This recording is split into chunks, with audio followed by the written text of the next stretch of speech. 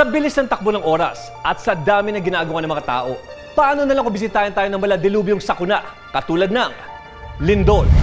Ano ang gagawin mo?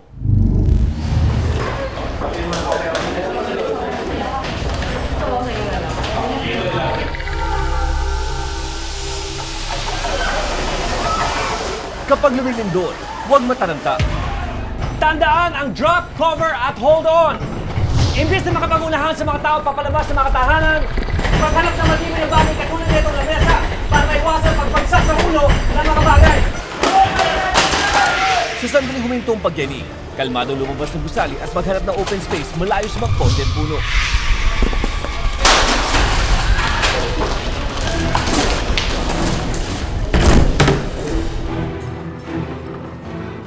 Kung sakasakaling matabunan ng mga malalaking mga bagay, huwag magpanik. Gumawa ng ingay pero huwag natin gamitin ang ating boses para hindi maubos ang ating lakas. Kung walang pito, pwede mag-improvise. Kumuha ng kahit anong bagay, katulad ng lampshade na ito, at ihampas sa kahit anong bahagi at gumawa ng ingay hanggat may dumating na rescuer.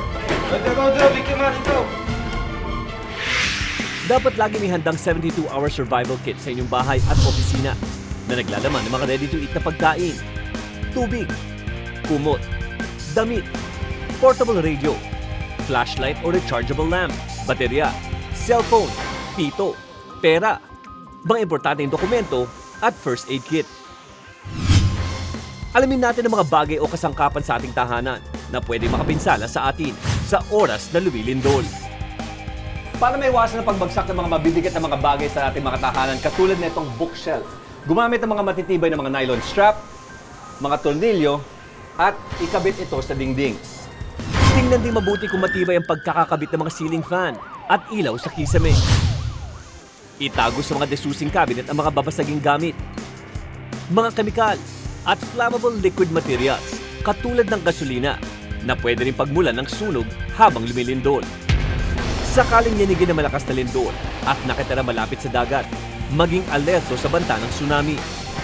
Ang mabilis na pagbaba ng tubig sa pampang ang isa sa senyales na magkakaroon nga ng tsunami. Agad lumikas sa mas mataas at ligtas na lugar. Malaking bagay ang mga simpleng paghahanda para sigurado ang ating kaligtasan sa oras ng sakuna. Tandaan sa anumang insidente, tumawag agad sa aming hotline sa 922-5155.